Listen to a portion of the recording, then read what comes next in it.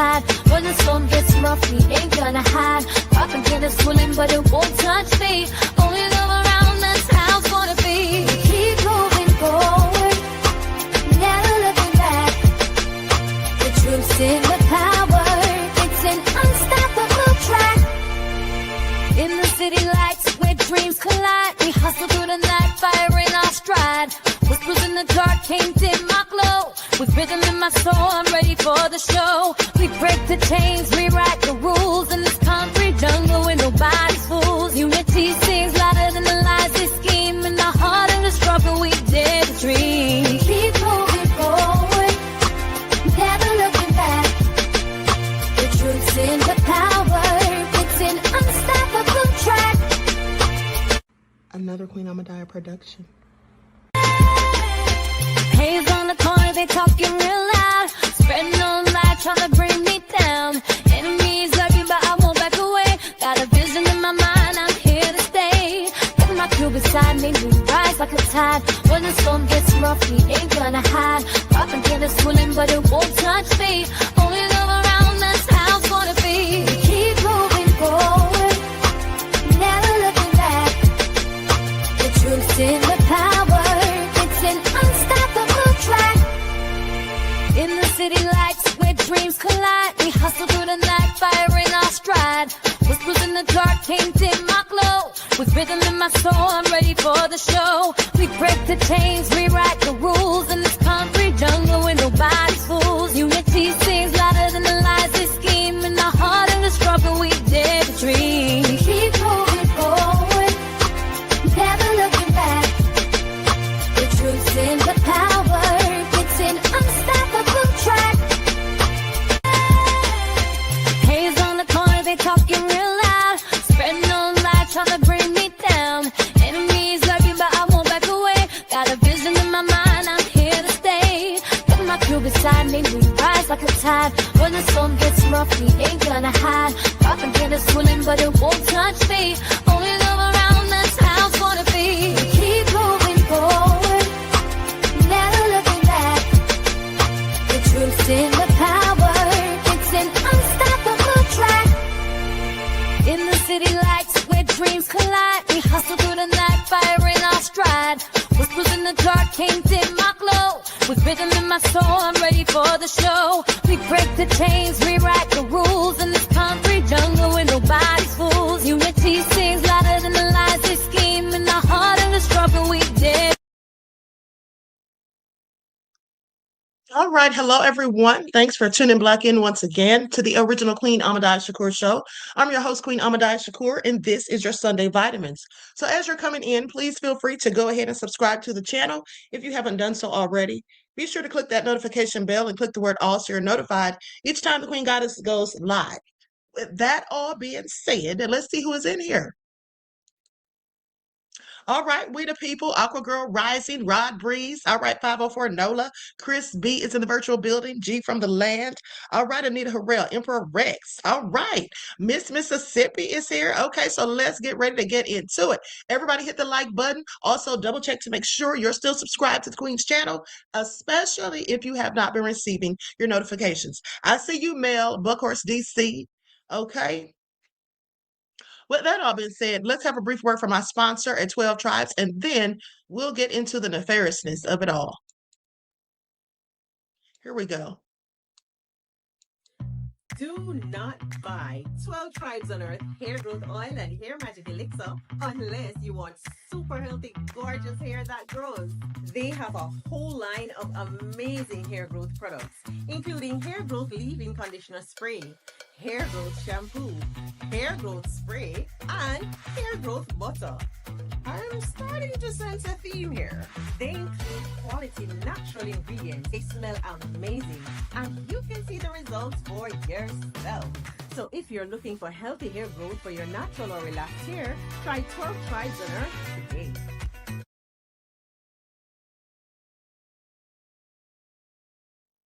Okay, so don't forget you can purchase 12 Tribes hair oil at Etsy.com. Just look for Lisa Crafts. You can also find it at Walmart.com. And don't forget that she sells beard oil as well.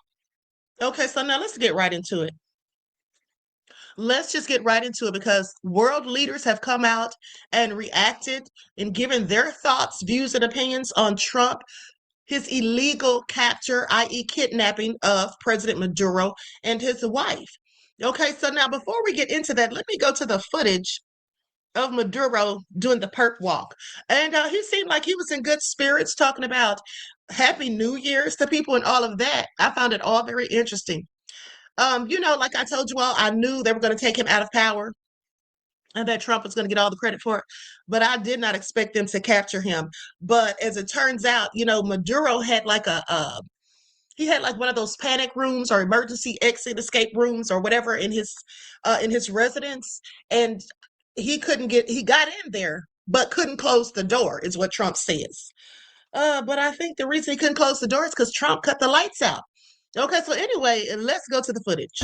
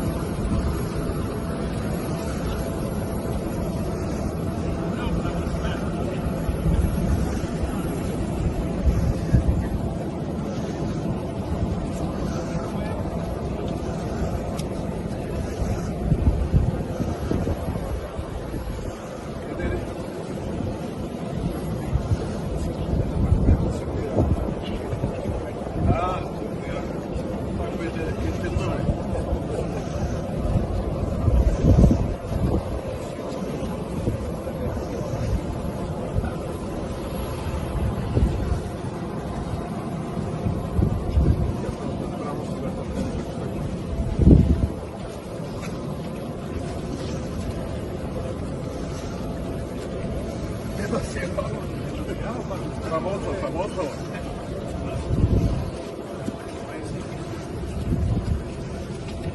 No, eso es que saque la verdad que yo digo.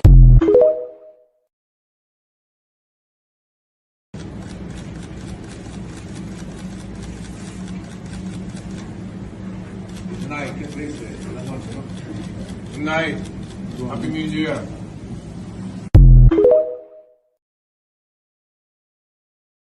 Somebody that served 27 months in combat, this is not a good day for our country. We got to be very clear and strong about this. This does not make the American people safer. It does not make America stronger. It certainly tarnishes our reputation. And for those of us that served in Iraq and Afghanistan in particular, on a personal level, this is us clearly starting another forever war, which the American people do not support. It's very clear this is not about drugs. Trump the press conference was stunning in just straight up admitting this is a war for oil, and he is willing to send our blood and treasure, our tax dollars, and our precious young men and women to, quote, run Venezuela, whatever the hell that means, with no plan, clearly, no coordination, as you just talked about, with any of the legitimate or illegitimate leaders on the ground there. This is a really dark day for our country. I think anybody that loves this country and the values we stand for has to be outraged. I mean, I am outraged right now. I was watching this press conference with my two young boys who are 4 and 6, and I had to hold back my rage as my 6-year-old asked me, why are we bombing in another country? It's the opposite of what Donald Trump ran on, blatantly.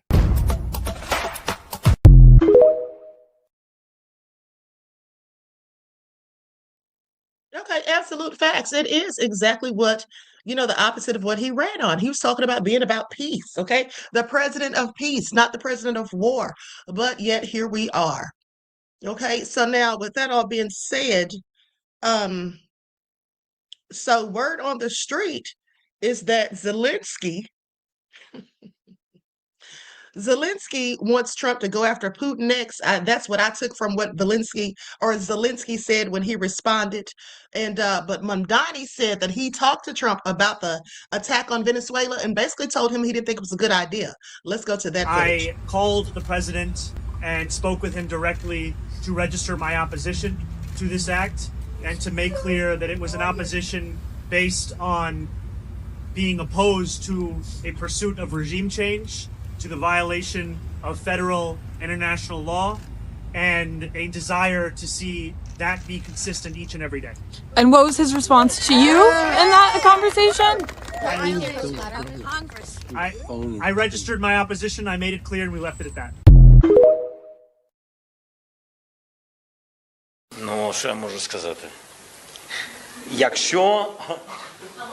Якщо можна, так, з диктаторами, ось так, то Сполучені Штати Америки знають, що їм робити далі.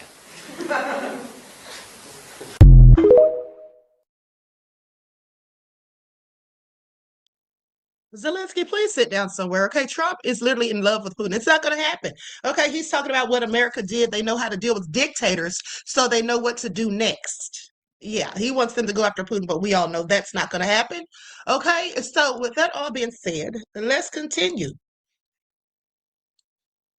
Now, let's go to this report. Caracas airstrikes. Okay, viral picture shows Venezuela President Nicolas Maduro being captured by U.S. soldiers. Okay, here's the picture.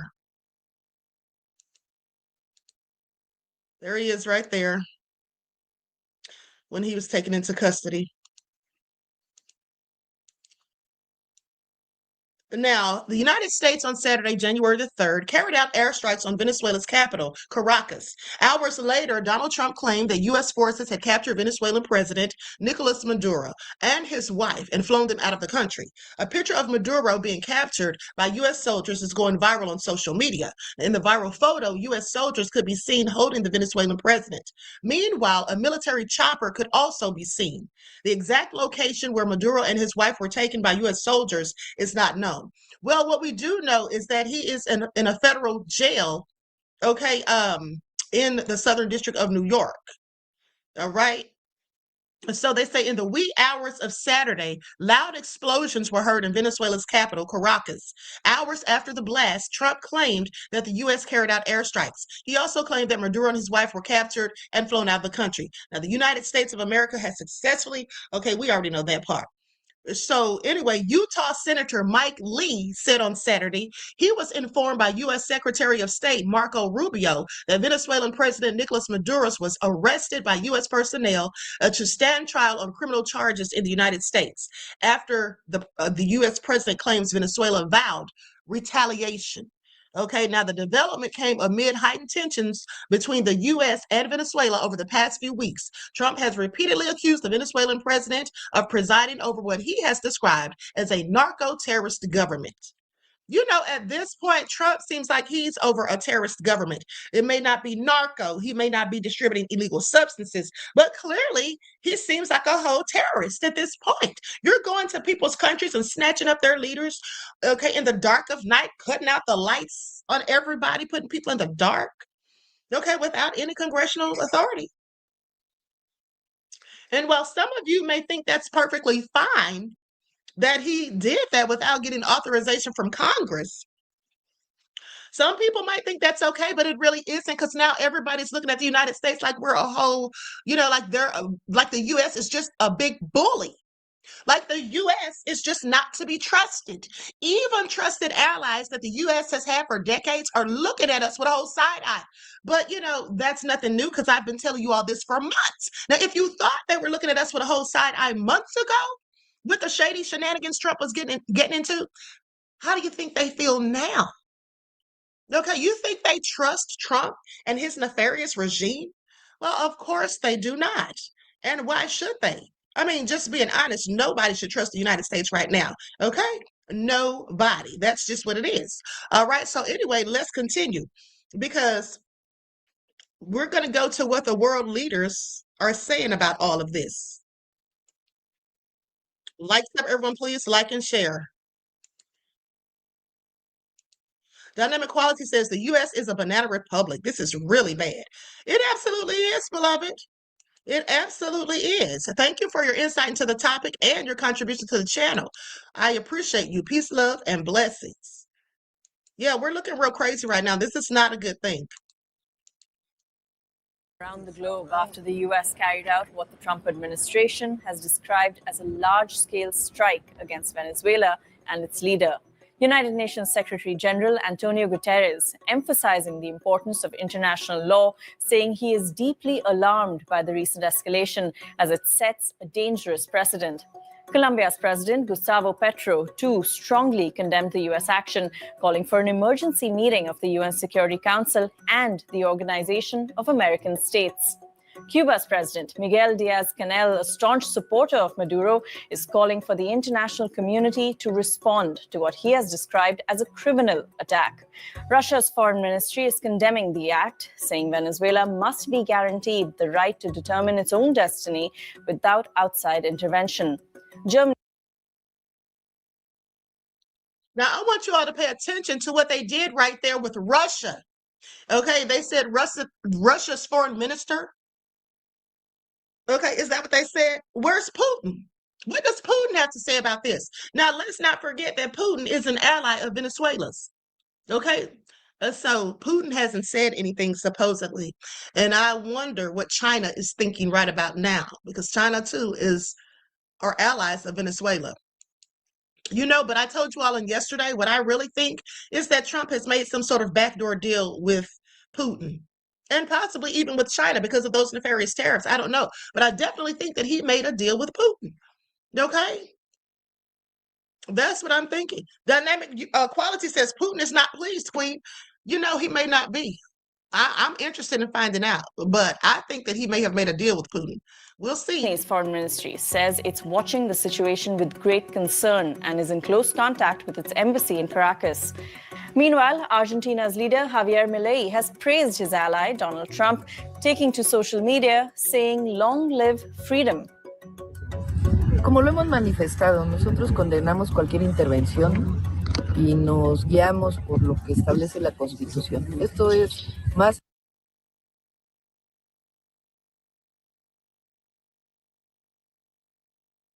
So you all can see what she's saying. She's basically saying that they were against any regime change by what the Constitution establishes. This goes beyond even the presidency of Maduro. Ya incluso de la presidencia de Maduro.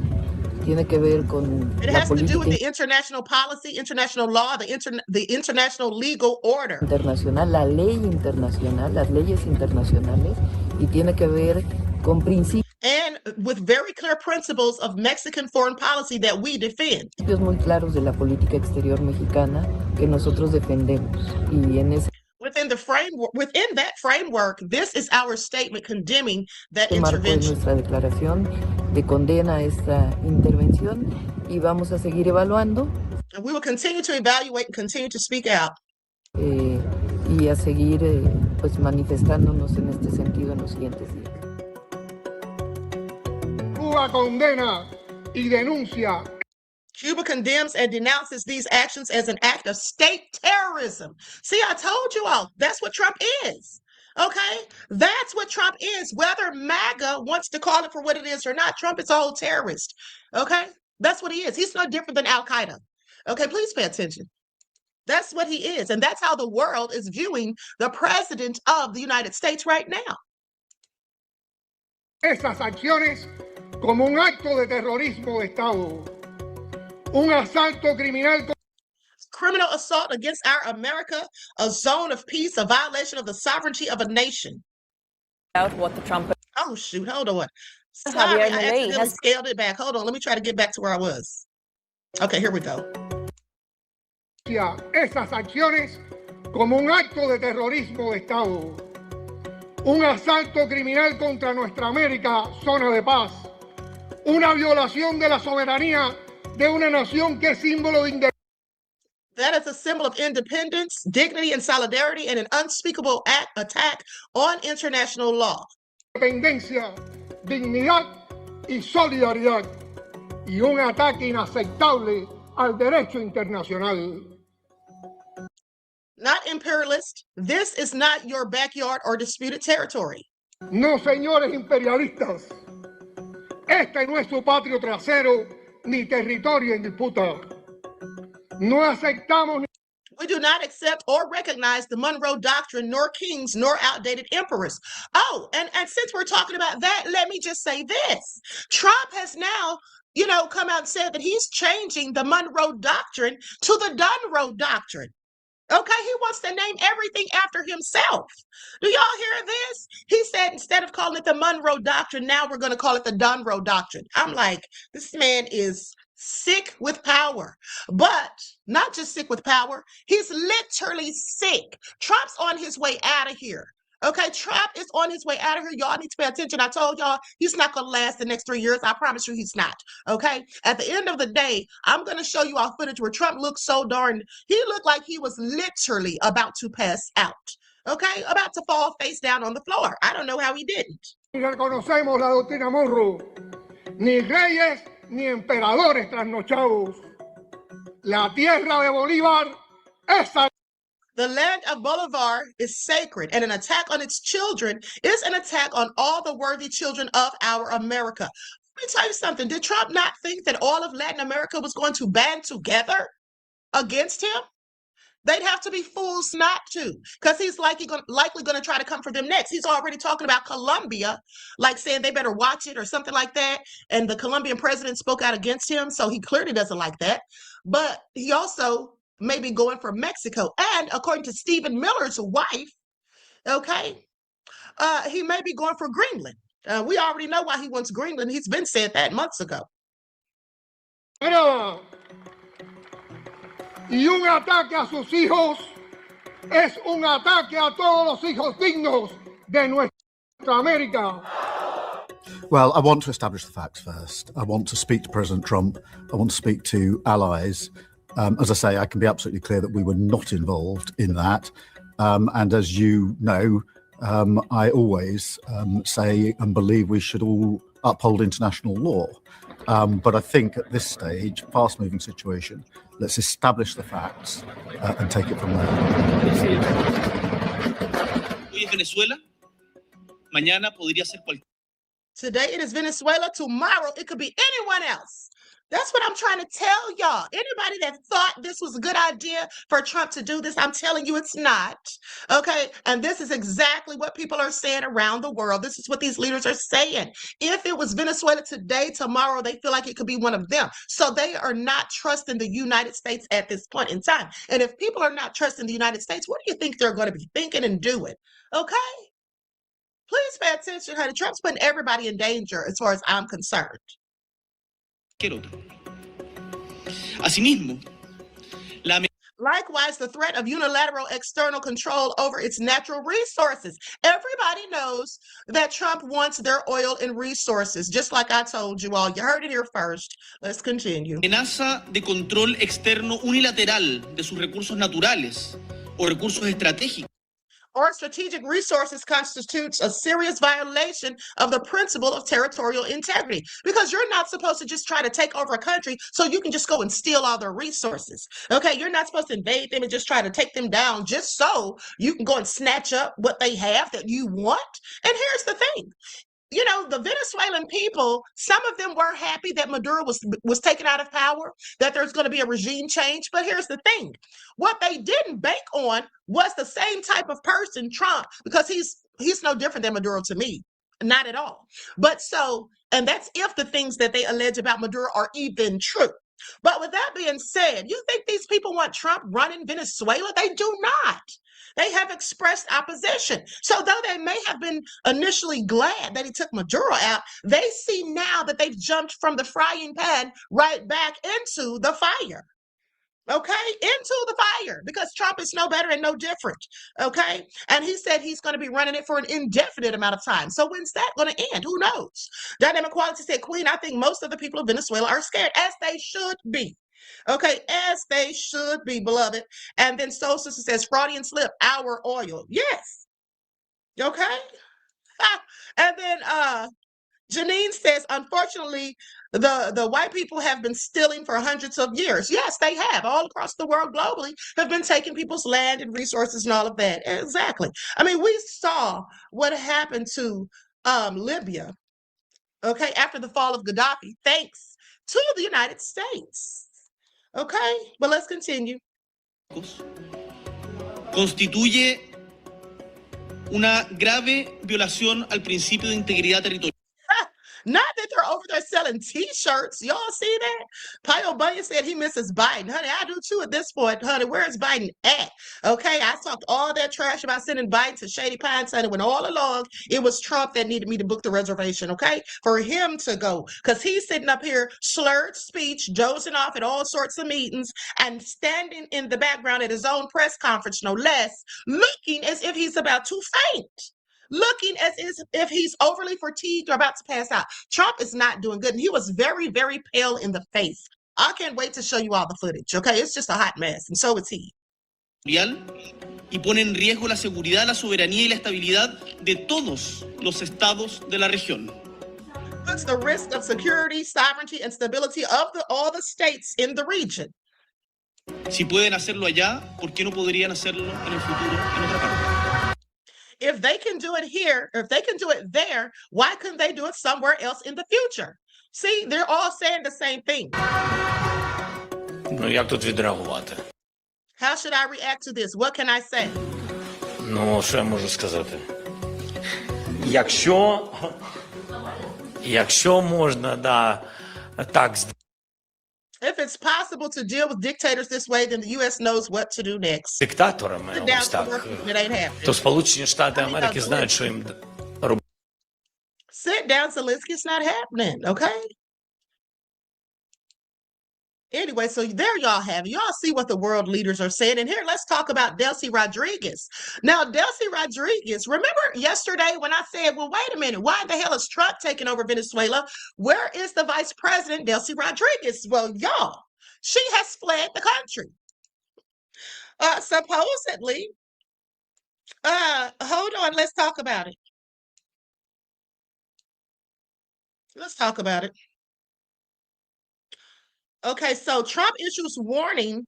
This came out today. Trump issues warning to Venezuela's vice president after Maduro's capture. Okay, Venezuela's toppled leader, Nicolas Maduro, and his wife, Celia Flores, were in detention in New York on Sunday, a day after they were captured by America's forces. And President Donald Trump vowed the United States would run the South American country until a democratic transition should occur.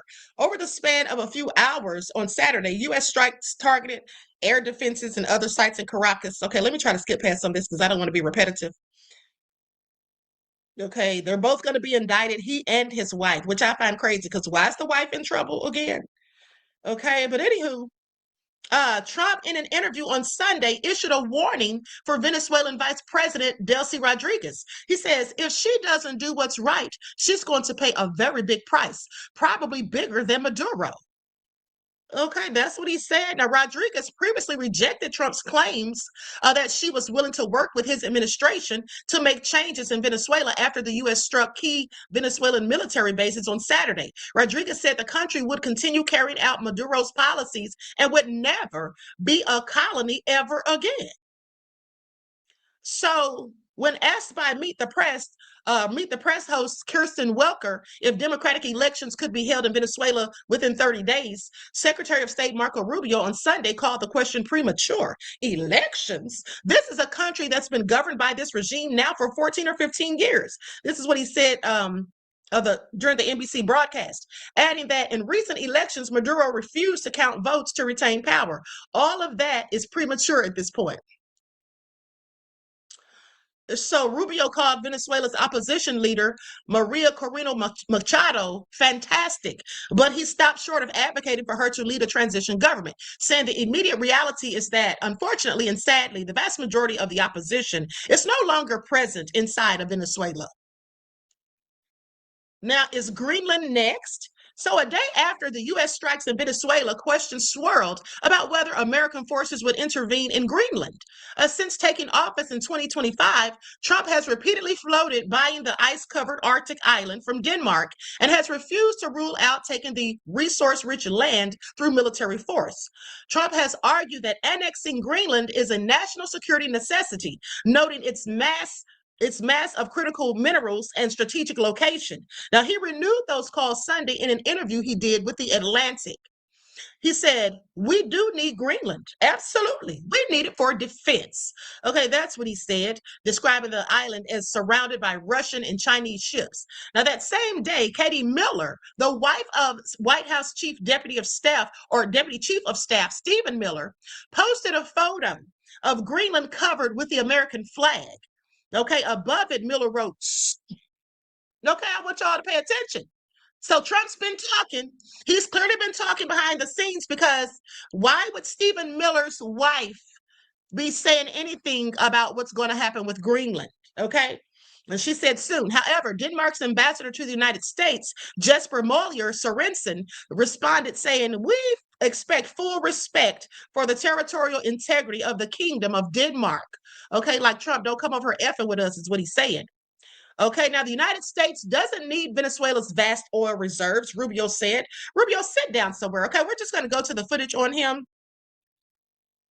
We're just going to go to the footage on what Marco Rubio said in just a moment. And Venezuela has the largest oil reserves of any other country worldwide. But the reserves have been almost completely off limits to American oil giants since Venezuela placed them in the hands of a state-run company back in the mid-70s. So after the January 3rd capture of Maduro, Trump said the United States would have a presence in Venezuela as it pertains to the oil. Didn't I tell you all? Okay, he's going to be able to do whatever the hell he wants. My understanding of America First is strictly for the American people, not for the big donors that donate to big politicians, not for the special interests that constantly roam the halls in Washington, and not for foreign countries that demand their priorities be put over America first. Okay, now, hold on. Who said that? Hold on, I'm trying to figure out who said that, because it's not telling me who this quote was from. It just says she said, so it was a woman, but why are they not telling me who said that? Interesting. Okay, so anyway, Rubio on Sunday said Maduro was given very generous offers to leave Venezuela before U.S. forces swooped into the country to extract him. He could have left Venezuela as recently as a week and a half ago. This is what Rubio said. There were opportunities for him to avoid all of this.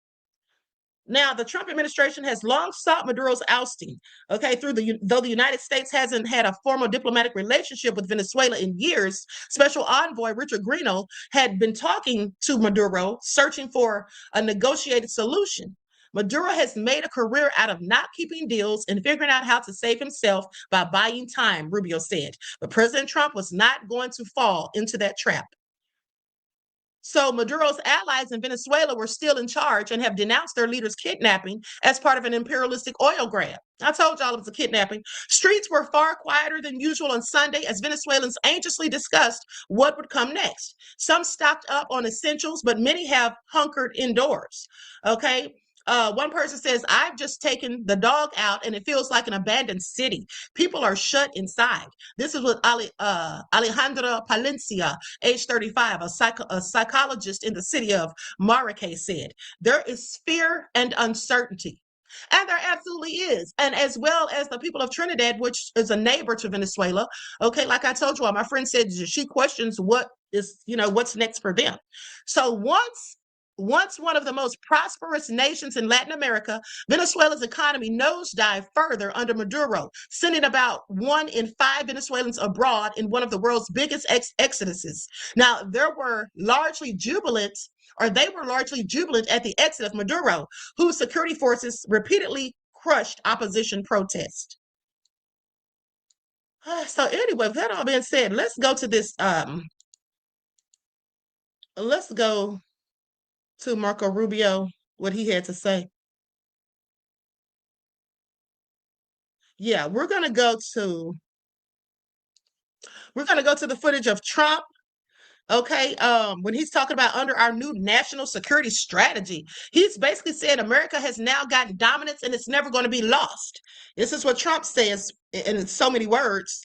We're going to go to that, and then we're going to talk about, we're going to go to Marco Rubio when he was on NBC, and then Pete Hegseth, okay, what he said yesterday about Maduro. He's talking tough. I just want you all to pay attention. They think there's some real gangsters, okay? They think there's some real gangsters, and I find it all interesting. Okay, so let's get into it. Likes up, everyone. Please like and share. Okay, here we go. First off, I want you all to see this picture. Look at them. Do they not look like a mafia crime family? Look at them, all dressed in black, except for Stephen Miller with his ugly self. Yeah, Trump thinks he's John Gotti. I mean, you can tell they were posing for this picture. Hilarious, if you ask the queen. But anyway, let's continue. Venezuela was increasingly hosting foreign adversaries in our region and acquiring menacing offensive weapons that could threaten U.S. interests and lives. And they used those weapons last night. Potentially in league with the cartels operating along our border. All of these actions were in gross violation of the core principles of American foreign policy, dating back more than 2 centuries. And not anymore. All the way back, it dated to the Monroe Doctrines. And the Monroe Doctrine is a big deal, but we've superseded it by a lot, by a real lot. They now call it the Donroe Document. I don't know. Y'all heard this fool? He said we superseded it by a lot. And then he said by a real lot. Trump, sit down somewhere, always embellishing. And then y'all just heard him say that they, not they, it's him. It's him. Okay, he says they are now calling it the Donroe Doctrine. Sit down somewhere, sir. That's what you're calling it. Okay. Hold on. Sister Soul Sister says, not every country is going to bow down to America. David and Goliath. Exactly. Okay, they certainly are not, and nor should they, in my opinion. Okay, Mel says they had Cash Patel hanging on the sideline. He was too dark to be around them. Not too dark. You know, they do him dirty, but he's going to keep on licking Trump's boots. Okay, he's just going to keep on licking Trump's boots, honey. Okay, Joyce says, does he know what the Monroe Doctrine is? You know Trump doesn't know much. Okay, you know he doesn't know much. He needs to sit down somewhere. And so anyway, that all being said, let's continue. It's Monroe Doctrine. We sort of forgot about it. It was very important, but we forgot about it. We don't forget about it anymore. Under our new national security strategy, American dominance in the Western Hemisphere will never be questioned again. All right, y'all heard him. He said they will never be questioned again. Trump, sit down somewhere, okay? Now let's go next to Marco Rubio's lying self. All these people, it's amazing how much they just lie and then lie and lie some more. These people are all pathological liars. Everybody in Trump's regime. If the purpose of the operation was to capture Maduro and bring him to justice, why does the United States need to take over the Venezuelan oil industry?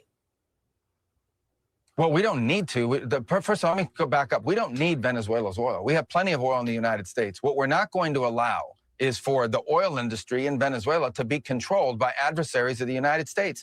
You have to understand, why does China need their oil? Why does Russia need their oil? Why does Iran need their oil? They're not even in this continent. This is the Western Hemisphere. This is where we live. And we're not going to allow the Western Hemisphere to be a base of operation for adversaries, competitors, and rivals of the United States. Have specific oil companies? We also want to see that oil and the proceeds from it. Hold on. We want to see the oil proceeds of that country benefit the people of Venezuela. Why have 8 million people left Venezuela? 8 million, the single largest mass migration probably in modern history, left Venezuela since 2014 because all the wealth of that country was stolen to the benefit of Maduro and his cronies in the regime, but not to the benefit of people of Venezuela. Okay, and now y'all are trying to steal the rest of the wealth of Venezuela, sir. Now you can't sit there, okay, and be the pot and call the kettle black. All right. Or should I say call the pot can't call the kettle orange. Okay, orange, because we know they don't like black. And Trump is orange. But with that all being said, okay, exactly. Okay, exactly. Dynamic Quality says you don't give a F about Venezuela. Exactly. Okay, exactly. Like, sit down somewhere, honey. He's making all these excuses and saying all these things, but none of it's making any sense because at the end of the day, we know who the real devils are. And I'm sorry, at this point, it's the United States. Venezuela, you know how destabilizing 8 million migrants is? The number one fear that Brazil has, that Colombia has, that all these countries in the region have about what's happening in Venezuela and our involvement is they're afraid of another mass migration event. That's what they fear. This is deeply destabilizing stuff. It's not going to continue to happen. They are not going to come from outside of our hemisphere, destabilize our region in our own backyard, and us have to pay the price for it. Not under President Trump. Y'all heard it, honey. The end of the day. All right, well, let's go to the next clip. This is Pete Hegseth talking trash, but here's the thing. Now, when you watch this video, please, oh, please pay attention to your president. Look at Trump. Trump looks like he's already half dead. I mean, literally, Trump looks like he's got one foot in the grave and the other one on a banana peel. People, what do y'all think? He looks like he's already dead and just hasn't laid down yet. His health is really, I'm sure it's really stressing him out at this point. He looks very, very ill. And also, as I told you all, that I think he's been taking that Leqembi medicine to slow the progression of his possible dementia, allegedly. This is all alleged. Well, you know, I told you all that if they were giving him that, they were likely giving him these IVs in his hands, and that's why it looks like both of his hands started to be bruised or whatever, and that was likely from them blowing the veins when they were sticking him. I don't know, but he looks a whole hot mess. Sosa says, wow, Queen, he does look horrible. Yes, I'm telling you, this man is very sick. He's sicker than I even thought. Okay, now just keep your eyes on him as Hegseth tells these lies. Nicolas Maduro had his chance, just like Iran had their chance, until they didn't and until he didn't. He effed around and he found out. I want y'all to pay attention. It's so funny to me that these racist devils who want to be supremacists and don't like people who look like me nor immigrants who are brown, they want to use our lingo, F around and find out.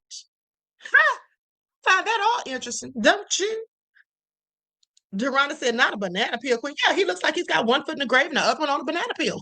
He's going to slip sometime soon, according to the Peruvian shaman. President Trump is deadly serious about stopping the flow of gangs and violence to our country. Deadly serious about stopping the flow of drugs and poison to our people. Deadly serious about getting back the oil that was stolen from us. And deadly serious about... I'm sorry, but I have never in my life heard about Venezuela stealing a single drop of oil from the U.S. But now that they're stealing Venezuela's oil and kidnapped their president and his wife, now they want to sit here and paint this narrative so it looks like they're justified in their nefarious actions. They are not. Okay, if Venezuela stole oil from the U.S., you don't think the U.S. would have done something about it? Like, get out of here. But let's continue. And why would they need to steal oil from the U.S. when they have the most abundant supply? Like, make it all make sense. Reestablishing American deterrence and dominance in the Western Hemisphere. This is about the safety, security, freedom, and prosperity of the American people. This is America first. This is peace through strength. Y'all see Trump? Look at him. He looks like he's asleep standing up. And the United States War Department is proud to help. Now, right there, if you missed it, he just took a little breathe in, like a sigh of trying to get comfortable. It's just like he's so patiently, he's so patiently waiting so he can hurt and sit down somewhere. They should have had him a wheelchair up there for him to sit in, because I know he's straining his legs, and those fat cankles of his ankles are probably swollen to the size of elephants yet again. And there he is trying to do his darndest to stay awake. Please pay attention. Deliver it. Welcome to 2026. Nicolas Maduro had his chance, just like Iran. Okay, I'm sorry. Daddy said he needs to truly take a seat. Okay, Daddy, I've never seen you in the chat, but you just came in hot. Okay? Because he definitely needs to take a seat. Okay, 2 or 3 of them, in fact. Okay, so anyway, That's what's going on with your president. And people, like I said, people have come out and expressed their disdain. But I'll tell you something else that I found interesting, beloveds. Now, I don't know if you all saw the 60 Minutes report, and I can't show it because, like I told you all before, anytime you show anything about 60 Minutes, even if you just play the audio, YouTube will take it down or whatever, or give you a copyright claim. But here's the thing. So they did a report, and on January the 1st, I do believe, but they talked about this bombshell information where they say these judges, federal judges, say the U.S. government lied in 35 plus court cases, and they falsified records. They made fake declarations. Sworn statements were built on nothing but pure fiction. And they say this isn't a paperwork mistake. It's a systemic deception. When judges and legal scholars are saying it looks intentional, the rule of law is already on life support. Do you all hear this? And they're talking about Trump and his nefarious administration. Okay? And I find it all interesting. Now, they also went on to say that for decades, federal judges treated the U.S. government like a special kind of litigant, not because judges are naive, but because the Justice Department was supposed to have one non-negotiable currency, and that's called credibility. That currency is getting torched in real time. So a 60 Minutes investigation highlighted more than 35 cases in which federal judges said the government provided false and misleading information, and this is all crazy. And this is all according to New York University law professor Ryan Goodman. Okay, so that's what they had to say about it. Now, with that being said, let's go to what Kamala Harris had to say about Trump's nefariousness. Let's get into that. Likes up, everyone, please. Like and share. Thank you in advance. Okay, now here it is. Kamala says, she talked about Maduro, saying that Maduro is a brutal, illegitimate dictator does not change the fact that this action was both unlawful and unwise. We've seen this move before.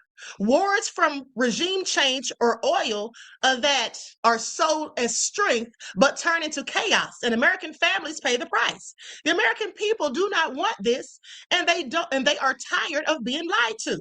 This is not about rugs or democracy. It's about oil and Donald Trump's desire to play the regional strongman.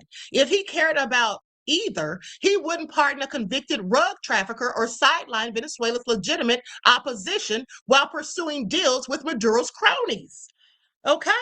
Now, the president is putting troops at risk, spending billions, destabilizing a region, and offering no legal authority, no exit plan, and no benefit at home. Okay, do y'all hear this? And it's not a lie detected. It is not a lie detected. Now, America needs leadership whose priorities are lowering costs for working families, enforcing the rule of law, strengthening alliances, and most importantly, putting the American people first. Now, here's what AOC had to say. This is not about rugs. If it was, Trump wouldn't have pardoned one of the largest narco traffickers in the world last month. See, they're saying the same thing that I said. Okay, I said this from day one when he started having those airstrikes on those boats. Now it's about oil and regime change, and they need a trial now to pretend that it isn't. Okay, especially to distract from Epstein and skyrocketing healthcare costs. Okay, so. And that's pretty much what Obama, Biden, and Kamala are doing right now, sitting back and watching it all go to hell, okay, and laughing it up. And then here's the thing.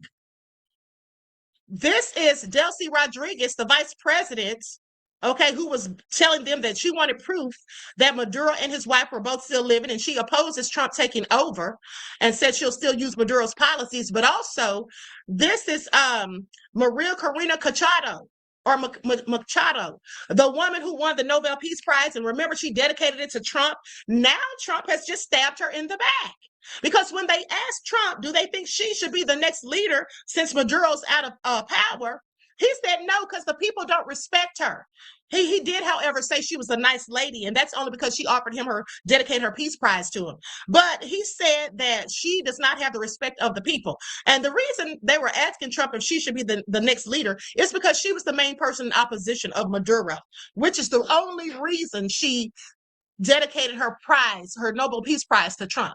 She liked the fact that Trump was going against Maduro. Many of the Venezuelans did, but what they sure as hell didn't bank on was Trump taking over, okay, after he took Maduro out of power.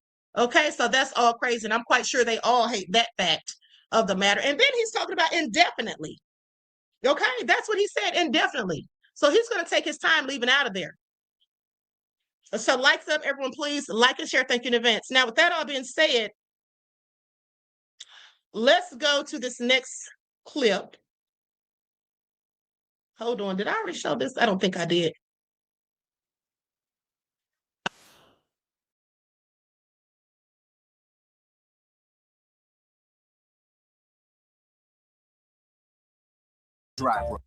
Now, U.S. strikes in the Venezuelan capital of Caracas and Maduro's capture is not just an ideological friction or simply a war against drugs. There is a lot more at stake for the U.S. Remember, the U.S. was once the biggest buyer of Venezuelan oil, but after U.S. tightened sanctions against the country in 2024, this was replaced by deeper reliance on China, Russia, India, and Turkey. Oil sits at the heart of Venezuela's strategic importance and its long standoff with the US. Venezuela sits atop the world's largest oil reserves. According to international energy agencies and OPEC data, Venezuela's proven oil reserves stand at around 303 billion barrels, accounting for nearly 1/5 of global reserves. This places the South American nation ahead of Saudi Arabia, Iran, Canada, and Iraq. Oil has long been the backbone of Venezuela's economy. For much of the 20th century, petroleum exports generated the majority of government revenue and foreign exchange. Even under sanctions, crude exports rose in 2025 to over 900,000 barrels per day, according to OPEC. Venezuela also holds vast natural gas reserves. The U.S. Energy Information Administration estimates reserves of 5.5 trillion cubic meters and around 73% of South America's total, though years of underinvestment have limited production. The U.S. argues that oil revenues under Nicolas Maduro help sustain repression and criminal activity. Venezuela, on the other hand, says that U.S. pressure, including the strikes, was aimed at wresting control of its oil and mineral wealth.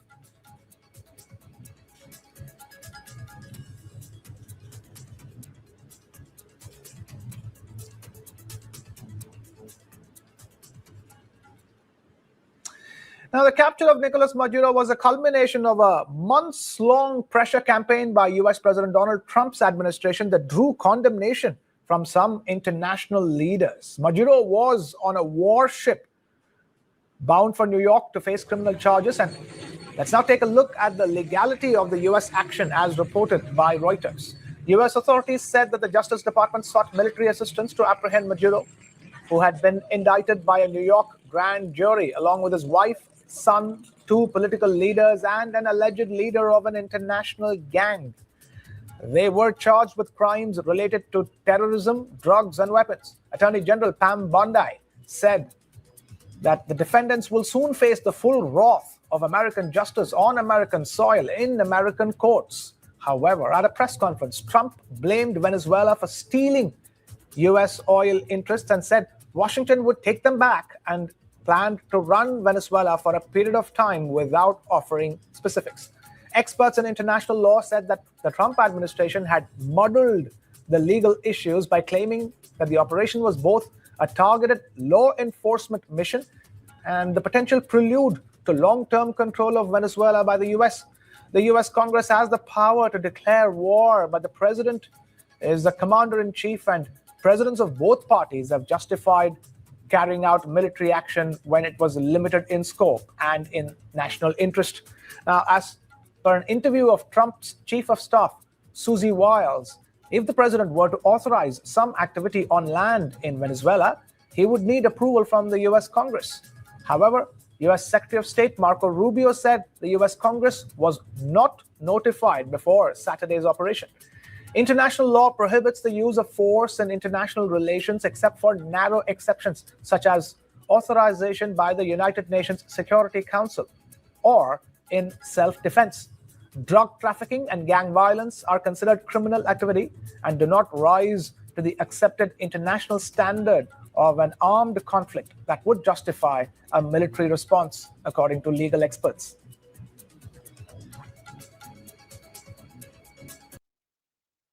All right, so y'all heard that. Okay, out here just committing all these crimes. Trump needs to sit down somewhere.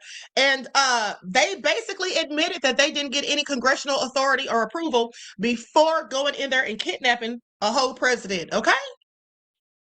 That's what they didn't do. But hold on, because somebody who was in Venezuela recorded the footage of when the lights went out. Okay? When they turned off the power, apparently, and then went in there and caught Maduro. You know, they got him good because it was in the dark of night. He was in there probably sleeping good and everything. In the middle of the night. I guess that's the best way to attack the enemy. Were you listening when Donald Trump said this? Maduro in the dead of night. It was dark. The lights of Caracas were largely turned off due to a certain expertise that we have. It sounds like what he's saying is the United States has the capability of turning off the lights for 1.9 million people in a large Latin American country like that. And of course, I wouldn't believe it if there wasn't a video. Y después van hacia arriba, ¿sí? Si es por parte de su madre o parte... Boludo, se cortó la luz.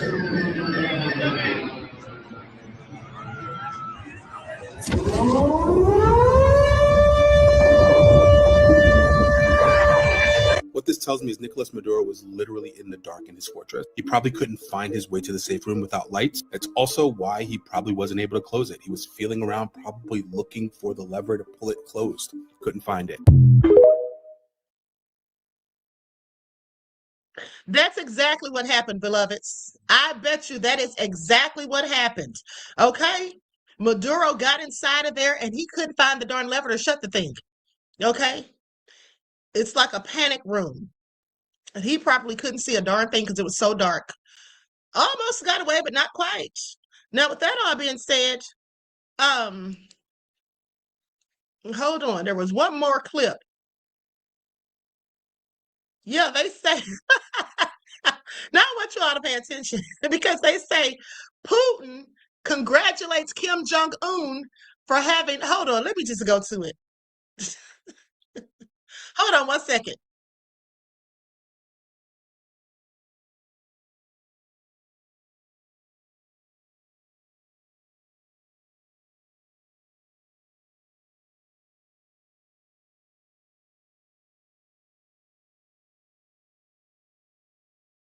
Okay, so I'm going to go to this brief clip, but I'm going to mute it because they're playing music in the background. But this is a clip of Putin.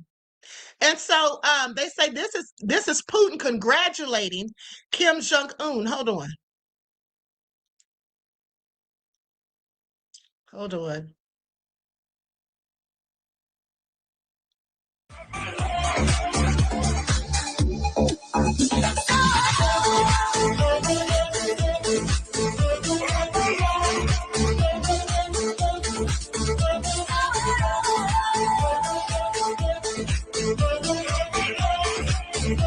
Okay, so now here's the thing.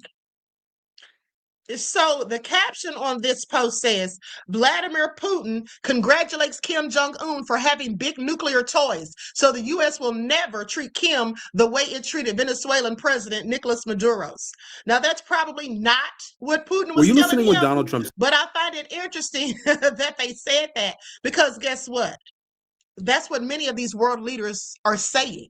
Okay, they're basically saying like, who's next? Now that they've done this, how do we know someone else won't be next in the future?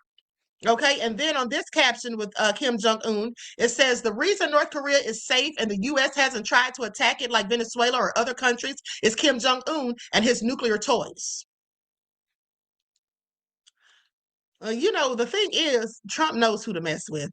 Okay, he knows exactly who to mess with. Please pay attention. Now, let's go to what people are saying. We have what Bernie Sanders said. I'm going to go to what some TikTokers said. The Midas touch. And yeah, so let's get into it. Likes up, everyone, please like and share. Here we go. Joy said exactly, Queen. Thank you, beloved. Sorry. Do we live in a parallel reality now? The president says that the US is going to run Venezuela. This is not a bakery. This is a country with territorial sovereignty. Have we just abandoned the principles of international law, federal law, constitutional principles, congressional oversights? Those are gone now. Forget about the fact that we sent our troops into another country violating every basic concept of foreign sovereignty without the authorization of Congress, but by simple diktat of the President of the United States. Forget about the fact that we have captured, we'll say that, the president of that country, a sitting president, and forget about the fact that we removed that president from the country, all without congressional approval. But now the president is saying that we, the United States, are just going to run another country in interim? What international law, what federal statute, what constitutional principle allows anything even remotely close to this? This is not a business hostile takeover. This is international law. This is geopolitics. You're not removing a CEO. You are installing essentially a puppet regime into a foreign country that you've, by international standards, you've invaded. There's no law, no treaty, not even a geopolitical theory out there that justifies the United States running Venezuela in the interim. And Congress has been at best silent when not applauding all this. This is the upside down world from an international law perspective. I'm sorry, do we live? Okay, so no lies detected. Okay. With that all being said, let me read this comment. Okay, Hotep Sahadi says they have been snatching our people up like that for centuries. Remember how that devil, General Custer, did our people in the Washita River? I am not losing any sleep over an Arab who caught the same. Well, I don't think anybody is losing sleep.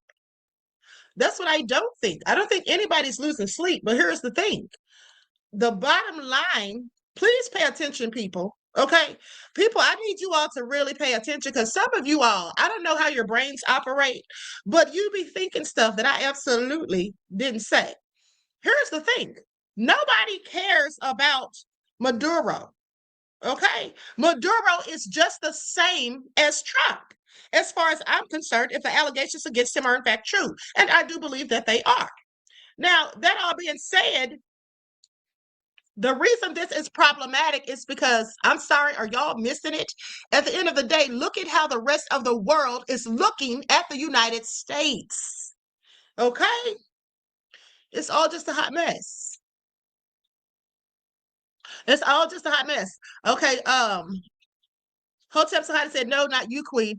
Okay, but what I'm saying, essentially, it doesn't necessarily have to be me, beloved, but what I'm saying is, I don't think anyone is upset that Trump upset about Maduro being taken out of power, okay? Except for his people that are on his side, all right, over in Venezuela. But what I'm saying is I don't think people in the United States are really, concerned about Maduro per se, but we're concerned about the effects of what's going to happen now that this has happened, okay? Because this was just not the right thing to do, okay? It just wasn't. With that all being said, likes up, everyone, please like and share. Thank you in advance. Okay, but let's continue.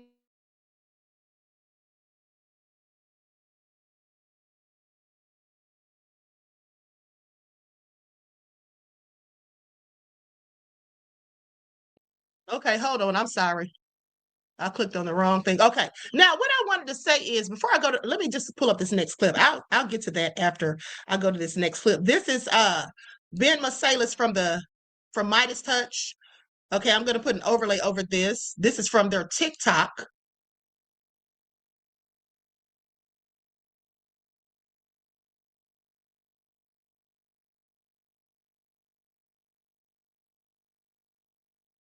Venezuela did not go as planned. Sure, he captured Nicolas Maduro, but Maduro looks happier than ever. He's given the cameras the thumbs up sign as he is in the federal prison in New York right now. And he was walking into the federal prison wishing people happy New Year's. And I guess Donald Trump just thought, what, the people of Venezuela were going to be like, hey, Donald, let us give you our oil. You can run Venezuela. As Democratic Congress member Eric Swalwell said, I'll play this clip in a little bit. He said, Donald Trump couldn't even run a casino. You expect him to run a country like Venezuela of 28 million people? The people of Venezuela do not want Donald Trump to run or operate Venezuela or occupy Venezuela. We're hearing from the former vice president, now the interim president of Venezuela, Delcy Rodriguez, and she's saying that she absolutely does not want Donald Trump to be occupying Venezuela. She says there's only one true leader of Venezuela, and that's Maduro. Also, the governors of the various regions loyal to Maduro, at least as of this recording, show no signs of surrendering or just handing over Venezuelan oil to Donald Trump. At the same time, Donald Trump threw the main opposition leader, Maria Corina Machado, under the bus. I mean, people expected that she was going to be the person who would be installed as the new leader of Venezuela. She was the main opposition leader. She won the Nobel Peace Prize. I mean, she's someone who's supported by the Europeans, the Canadians, Australians, and others as a pro-democracy voice. That's, at least, I'm just letting you know how they describe her. There are people who describe her differently, but I think she expected that she would be the new leader of Venezuela. But Donald Trump says the people of Venezuela do not respect Maria Corina Machado. He goes, she's a nice lady, but she doesn't have what it takes to actually rule and lead Venezuela. And Trump says that he wants to be the one ruling Venezuela and occupying it for some uncertain period of time in order to take their oil away and give it to the American oil companies. I mean, I just think that Donald Trump probably cut some deal with Putin and Xi Jinping that he would take the Western Hemisphere and Xi Jinping can have Asia and Putin can take all of Europe, and they would just share the spoils of invading all of these nations and extracting resources. What other justification can you have for Donald Trump's the way Donald Trump is behaving right now? It just seems to make sense if you kind of put those puzzle pieces together right there. Now, Donald Trump's been making deranged post after deranged post all night. I'm talking about like 100 post. And he's making posts like this again on a day where the United States invaded a country, Venezuela. Donald Trump says it is an occupation to take their oil and that he's going to run it for an indefinite period of time, right? While the American people, I guess, want to see like some semblance of stability here, this is what Donald Trump is actually posting on his social media platform.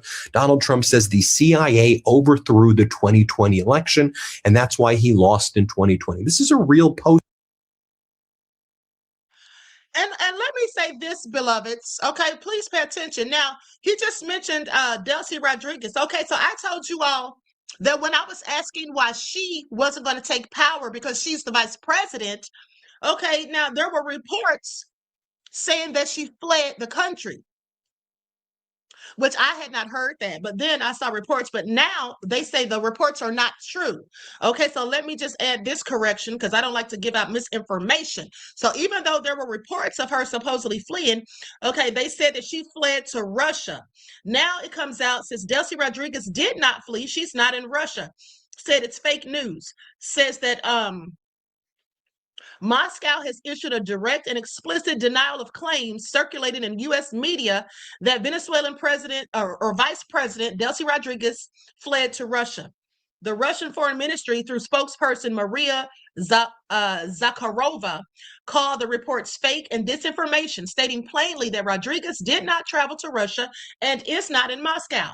Russia further confirmed that Foreign Minister Sergei Lavrov spoke with Venezuelan's Vice President Rodriguez by phone, not in person, which decisively contradicts the narrative of flight, refuge, or evacuation. This is the second time Moscow has said the U.S. media is spreading fake news. Now, don't you all find that interesting? that Russia has said for the second time U.S. is spreading fake news, because guess what? They love to say that Russia spreads fake news and disinformation, don't they? Okay, so anyway, they insist there was no escape, no asylum, and no Russian sanctuary, only a false media claim. All right, now let's continue. That Donald Trump made. Donald Trump reposts an account that says the Central Intelligence Agency toppled the United States government on November 3rd, 2020, live on national TV.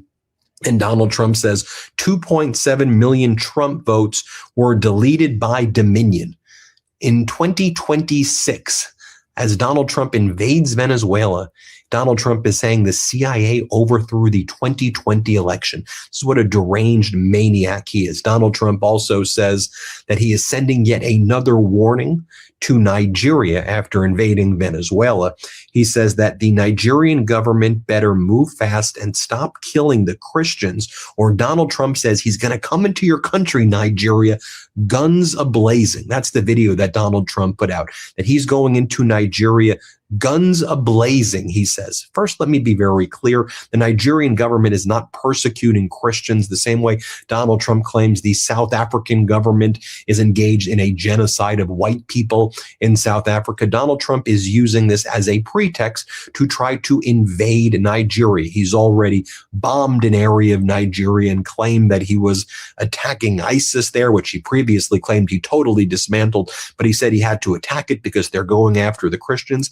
The terrorism that does exist in Nigeria impacts Muslims more than it does Christians, and Nigeria is more tribal than religious based in any event. But what Donald Trump is doing, let's be clear, who has the largest oil reserves right now basically in the world other than Venezuela, which Donald Trump invaded and wants to take that oil for the oil companies? Nigeria. Nigeria also has massive lithium deposits, which it has deals with China over. So that's what this is all about. It's about invading and taking the rare earth elements, And didn't I tell you all that? Okay, didn't I tell you all that? As soon as Trump started talking about going and having strikes enacted on Nigeria, talk about saving Christians, I told y'all what it was. He wants their earth and minerals, their oil and everything else he can steal. He doesn't give a darn about Christians, let alone black ones. Okay?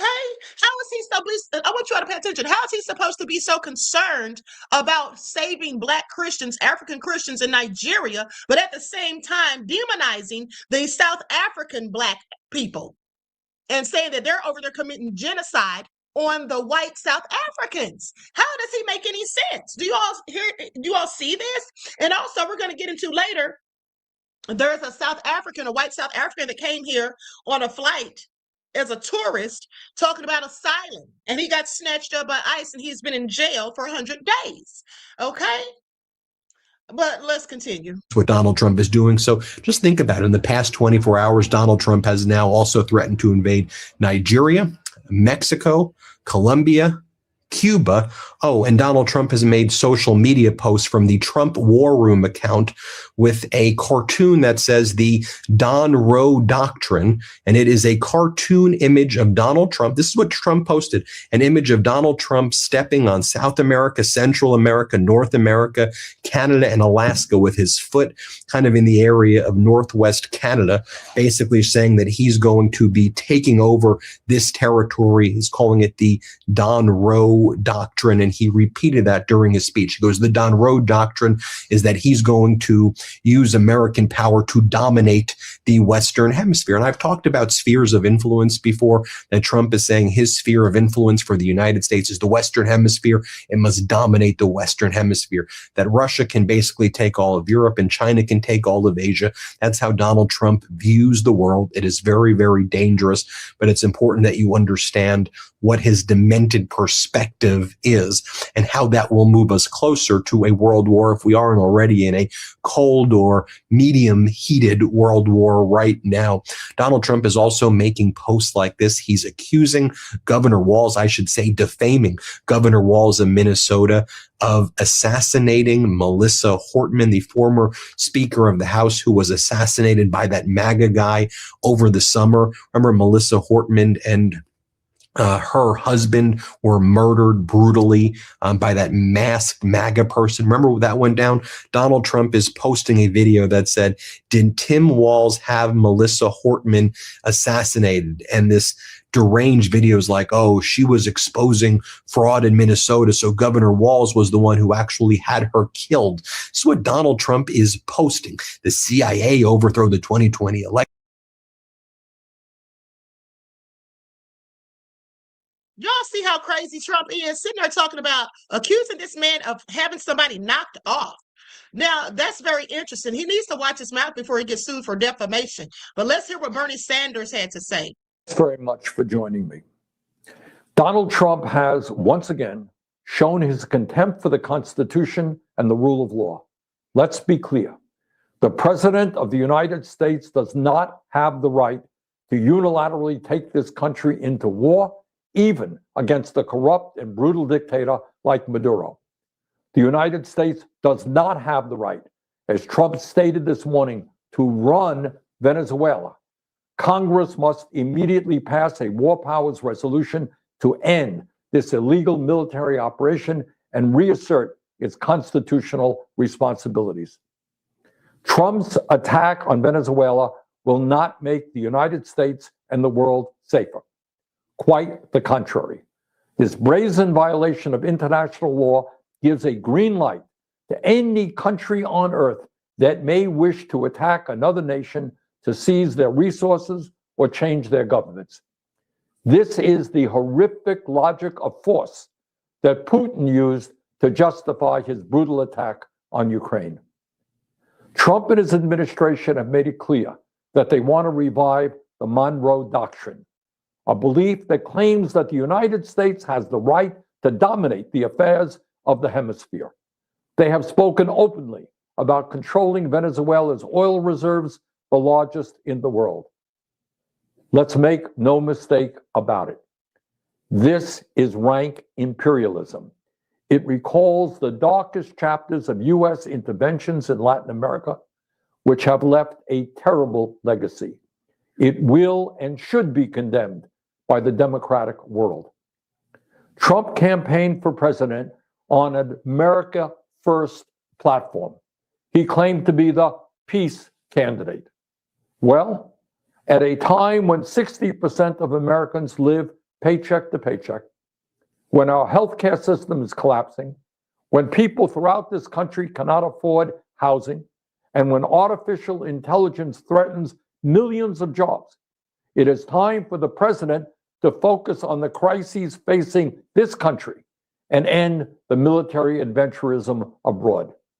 Trump is failing in his job to run the United States of America.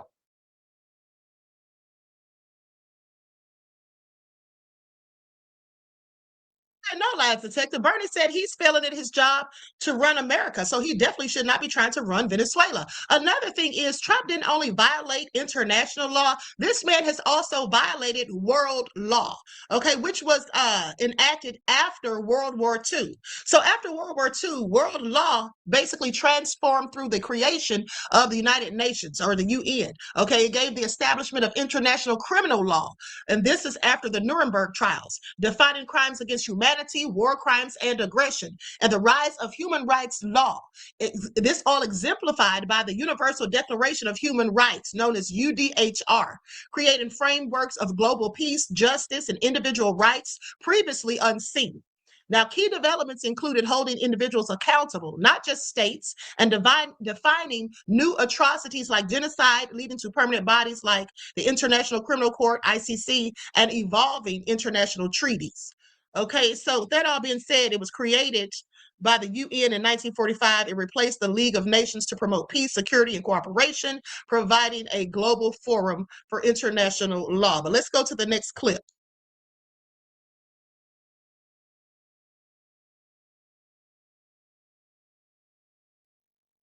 The location of opposition leader Machado, and have you been in contact with her? No, we haven't. No, we haven't. Mr. President, do you have any hesitations about Machado? Mr. President, on Monday. Oh, I think it would be very tough for her to be the leader. She doesn't have the support within or the respect within the country. She's a very nice woman, but she doesn't have the respect to be the leader. Is it possible?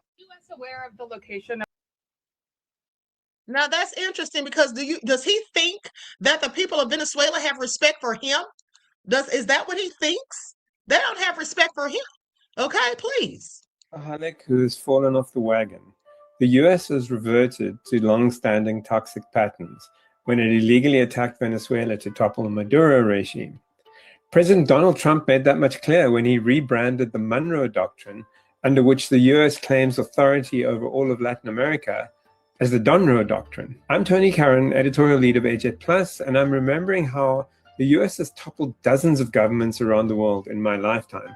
No matter how odious the ousted regime had been, made in the USA regime change seldom changes things for the better. Consider the long memory of whatever region you're in. Asia?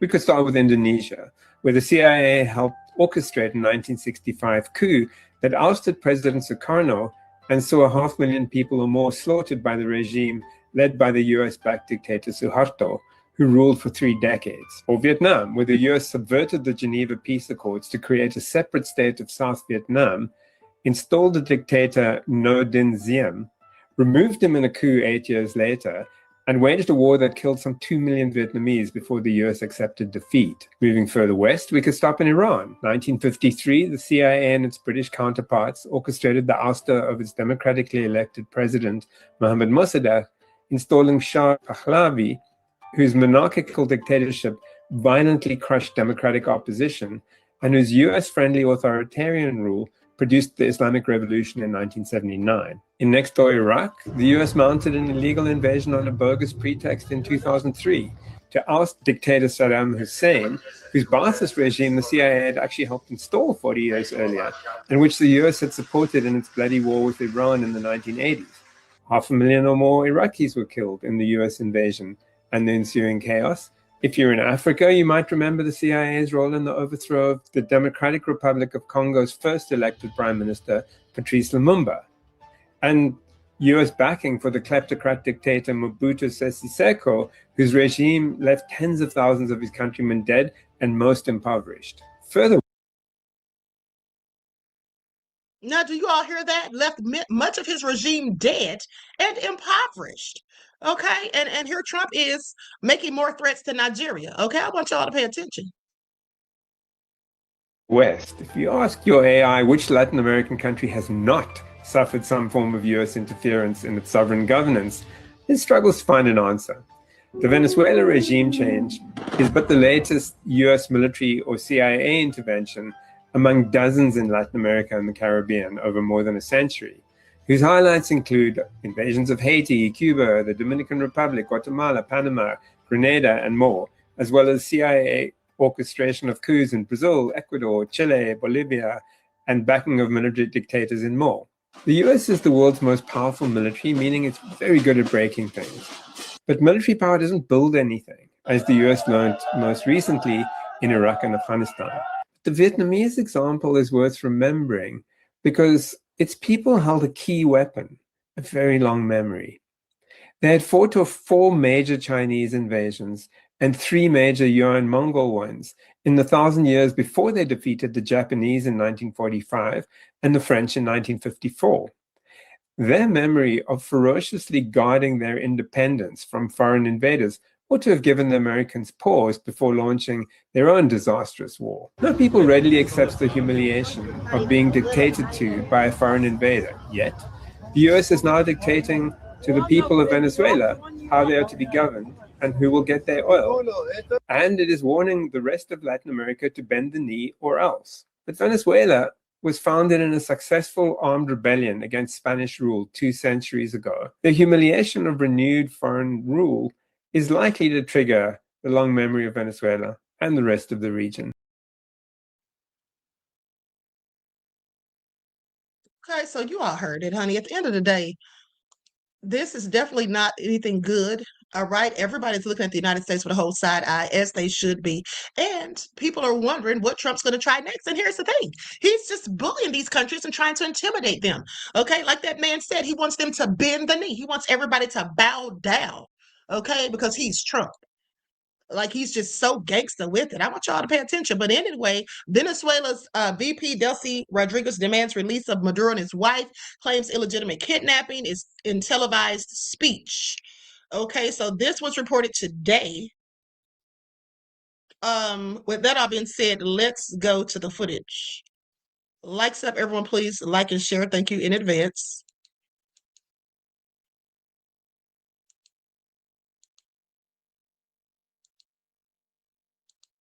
Raid in the dead of night. Venezuela's President Nicolas Maduro captured by the United States and taken to New York, where he's tonight facing narco-terrorism and weapons charges. The extraordinary operation followed months of threats by President Donald Trump, who says America will now run the country. Washington correspondent Lauren Tomasi begins our coverage from South America. A president, now a prisoner. Nicolas Maduro handcuffed in blackout goggles and protective headphones, robbed of his country and his senses. The illegitimate dictator Maduro was the kingpin of a vast criminal network responsible for trafficking colossal amounts of deadly and illicit drugs. Hours later, he and wife Celia Flores arrived in New York, escorted off the plane by dozens of federal agents. A change of outfit and a change of scenery. Maduro's first steps on American soil, surrounded but appearing relatively calm. The DEA showing off their catch, 2 thumbs up in handcuffs. A defiant pose from the embattled Venezuelan leader. From there, he was taken to the Drug Enforcement Administration's offices, marched in front of the cameras for a perp walk. Good night.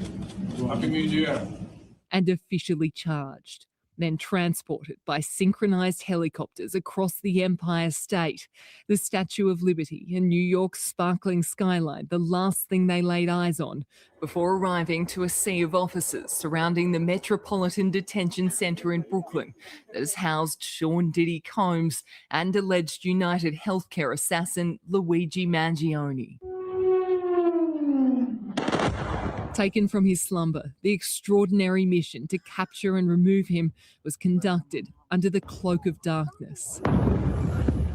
This operation, known as Operation Absolute Resolve, was discreet, precise, and conducted during the darkest hours. It was months in the planning, more than 150 aircraft involved, including F-22s, F-35s, F-18s, E-18s, E-2s, and B-1 bombers. Employing weapons to ensure the safe passage of the helicopters into the target area. A large-scale strike across Venezuela's capital. For a single purpose, to get an interdiction force into downtown Caracas. US helicopters arriving at Maduro's compound at 2:01 a.m.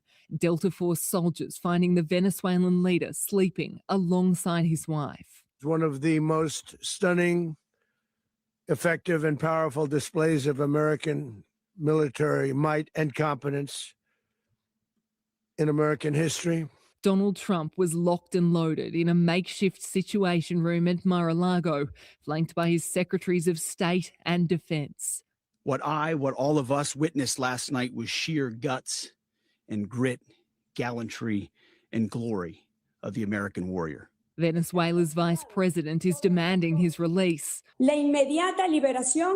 There is only one president in this country, Nicolas Maduro, and declared the South American country will never be a US colony. Maduro was an illegitimate ruler. He did not win the last election. Venezuela's Nobel Peace Prize winning opposition leader, Maria Corina Machado, has called for her candidate, Edmundo Gonzalez, to now be recognized. Trump says the opposition doesn't have the respect of the country to govern. We're going to run the country until such time as we can do a safe, proper, and judicious transition. Near the presidential palace in the capital, Maduro's supporters burned the American flag and called for his return. But the mood in Caracas was mostly muted, many queuing for groceries, a small act of control in the midst of uncertainty. What will happen tomorrow? What will happen in the next hour, says this resident.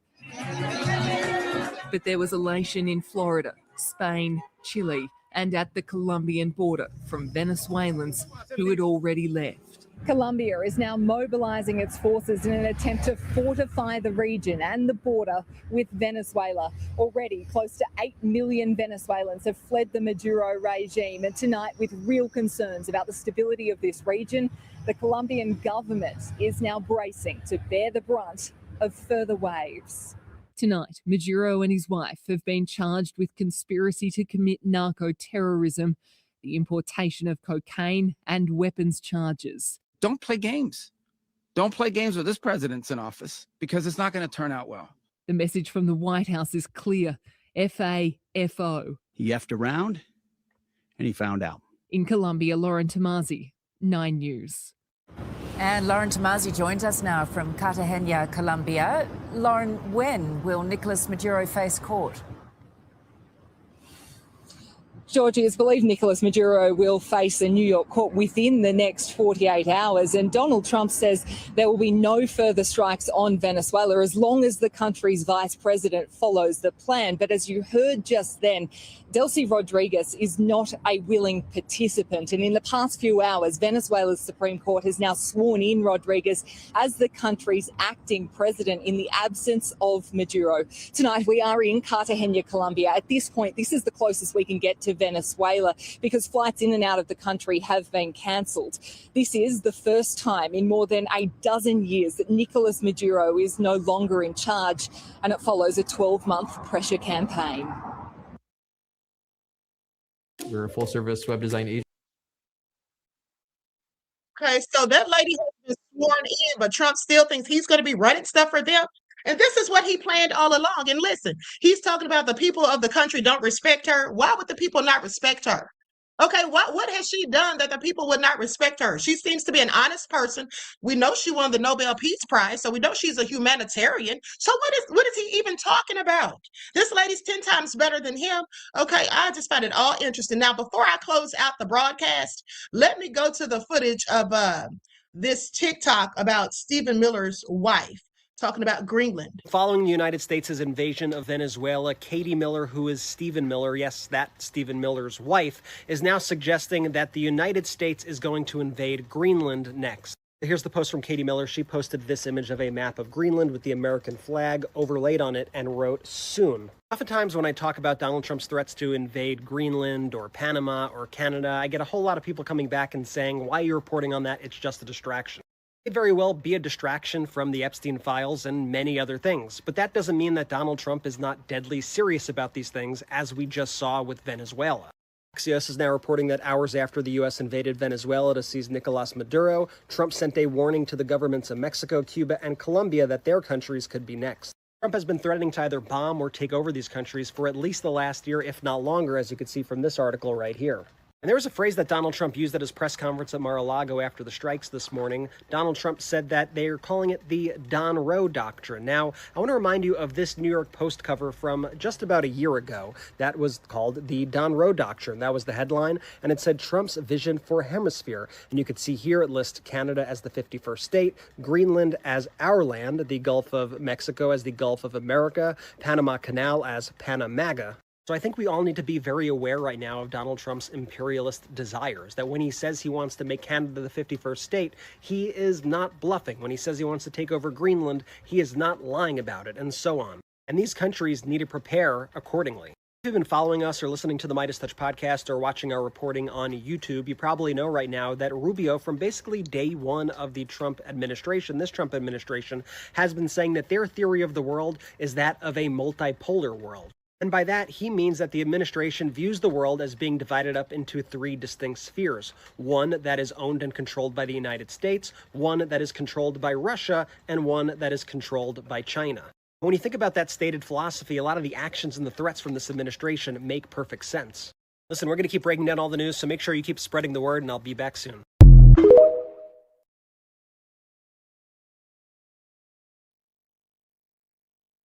All right, so with that all being said, before we close out and conclude the broadcast, let's talk briefly about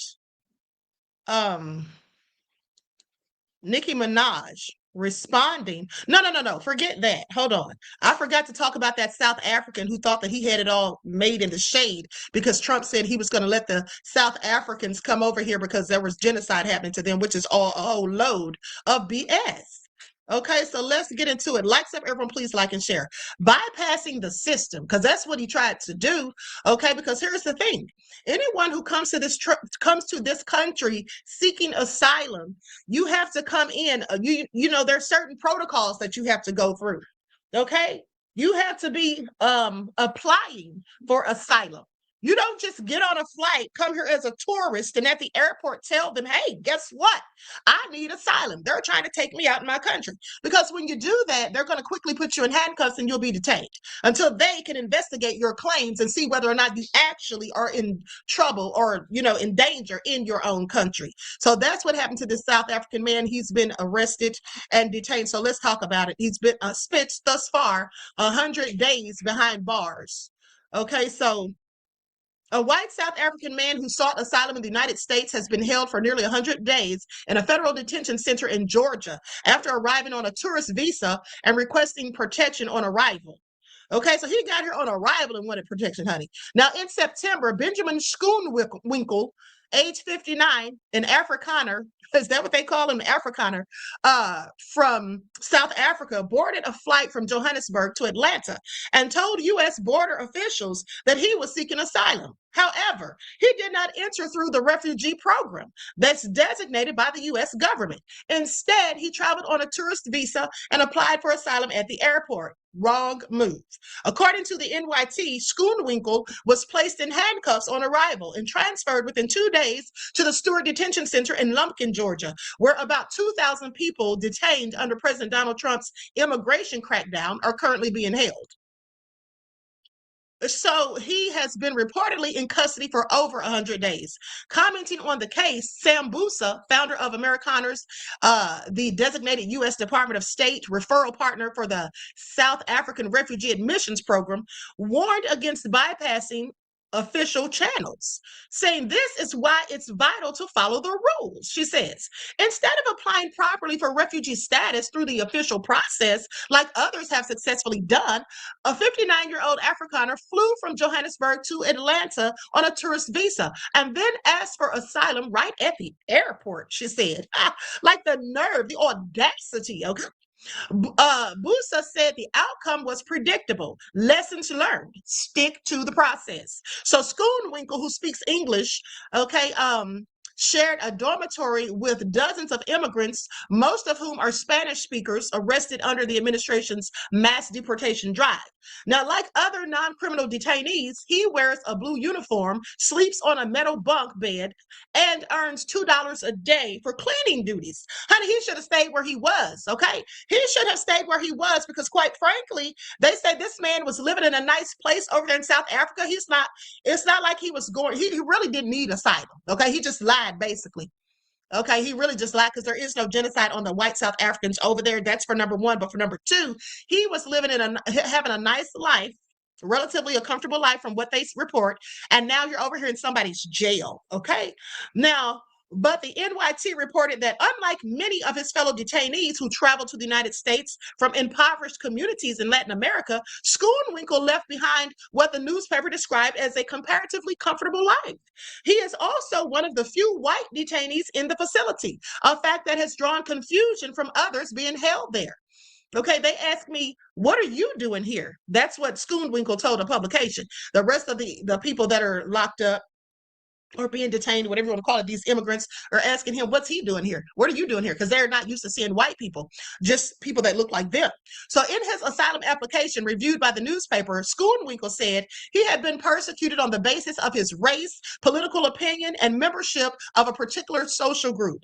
He alleged that in December of 2014, he was attacked on his farm by two black men who he said beat him, tied him up, held him at knife point while the property was looted.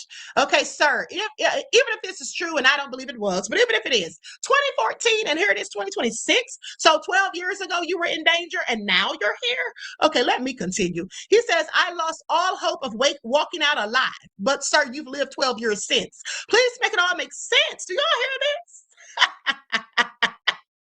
Do y'all this? Okay. Leon said, no, he did. Now, yes, he did. But let me continue. So goes on to say that I lost all hope of walking out alive, he said, adding that the attack had left deep emotional scars. He said that later. He later sold his land because of security concerns. Now, despite language barriers, Schoonwinkle told the NYT that he has formed friendships in detention. Recently speaking about cooking spaghetti with the detainees from Colombia and Mexico. Oh, now he's down with the immigrants? Well, he doesn't have a choice. Okay, I bet you this man is just as racist as Trump, okay? Coming over here talking about, they are, because they were over there taking the black South Africans' lands and even have a little place that they carved out where they told the black South Africans they couldn't come unless they're working. Y'all remember that? But now Elon Musk, with his stupid self, Elon the Musk rat, sat up there and put it in Trump's ear that the black South Africans are taking out the white ones and stealing their land. Honey, please. How are you stealing anyone's land? Okay, how are they stealing anyone's land? Like Julius Malemo said, how do you steal someone's car and then they come and take it back from you and then you have the nerve to say they stole it? Okay, I'm sorry, make it all make sense. Make it all make sense. So anyway, they're just getting their karma. As far as I'm concerned, you took the land and now they're taking it back as they should. Okay, so anyway, now let's talk about Nicki Minaj because they signed a whole petition for her to be deported. Okay. Hold on. Mel said, what made him think he was an exception to the rules? Oh, I'm so glad you asked. Well, you see what made him think that is his skin.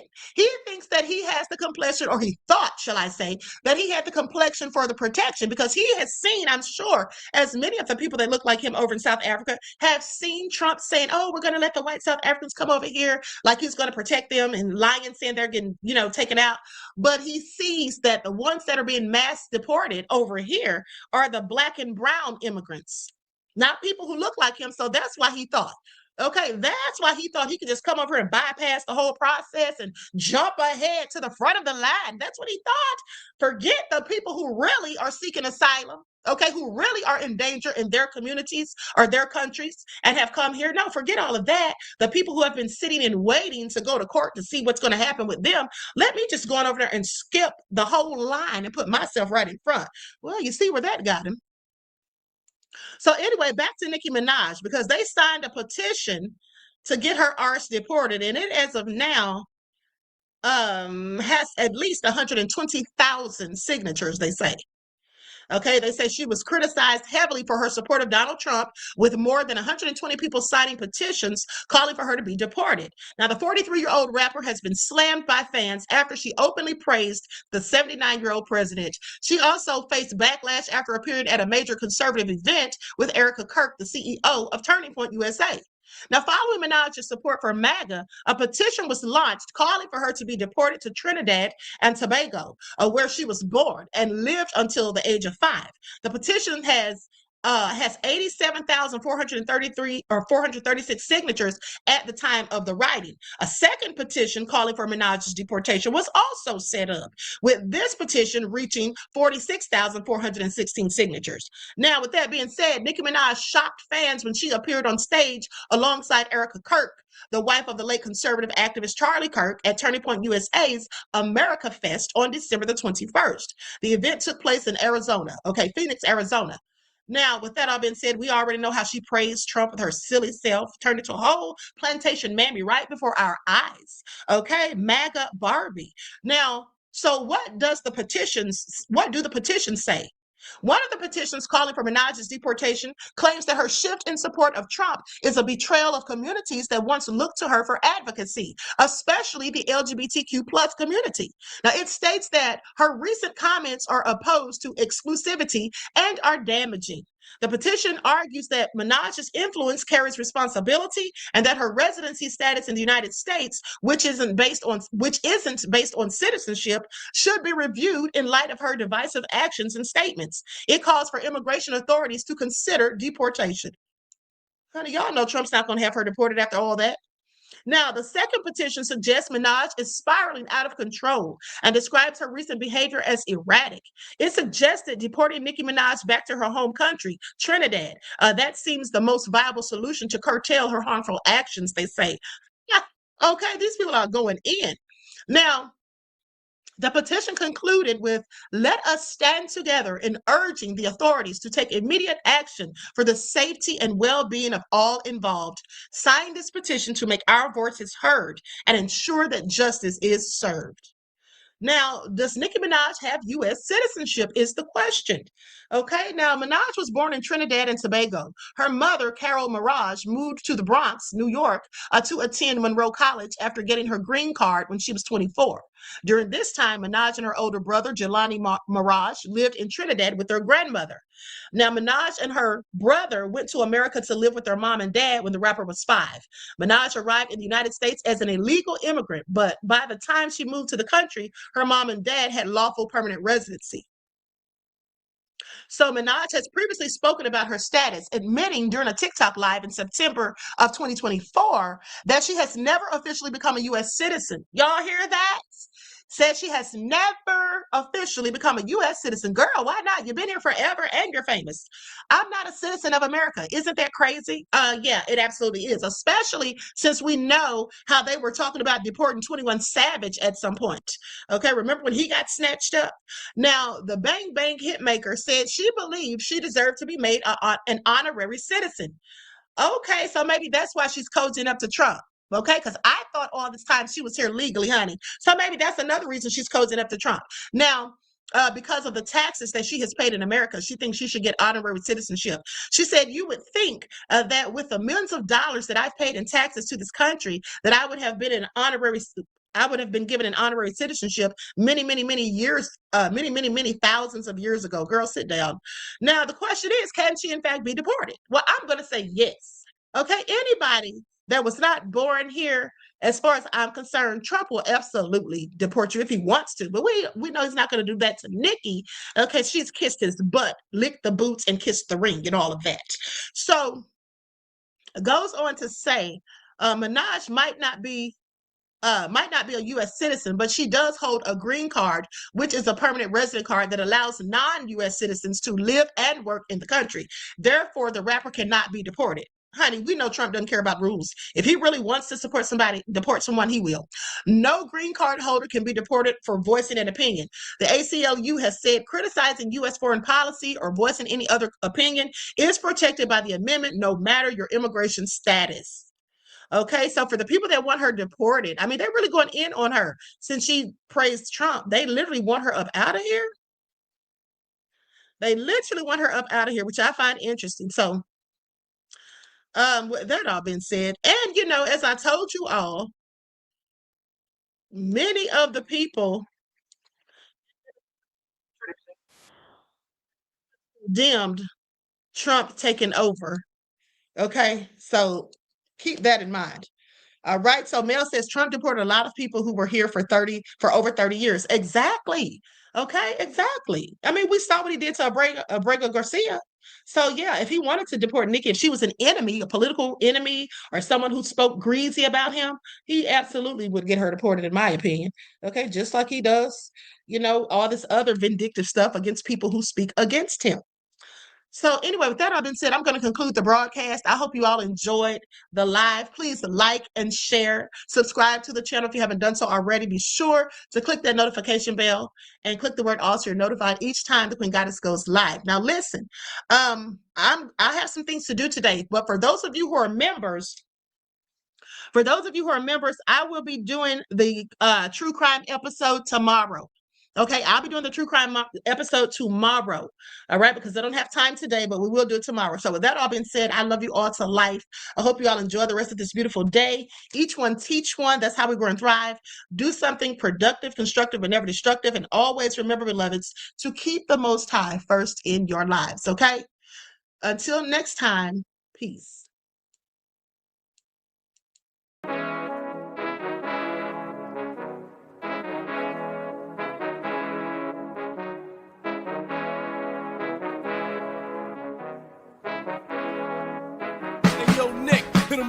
Gold all in my skin, God all in my blood, kings all in my circle. You touch one of mine and you're done. They show no love for the queen.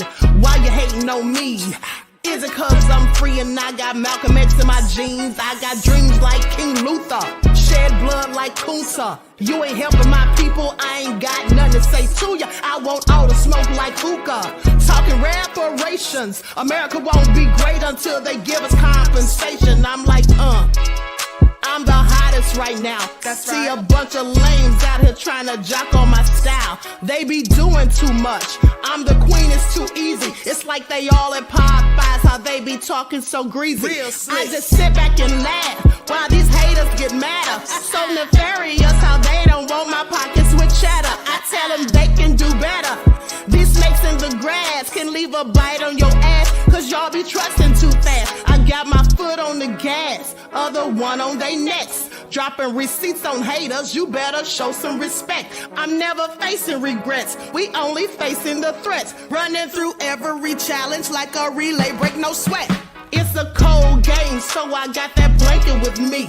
Now that my people awaken, ain't no going to sleep. I do not play by my piece, this time I'm playing for keeps. You talking slick, but when I see you like them ends, we gon' meet. And I got gold all in my skin, God all in my blood, kings all in my circle. You touch one of mine and you done. They show no love for the queen, why they hating on me?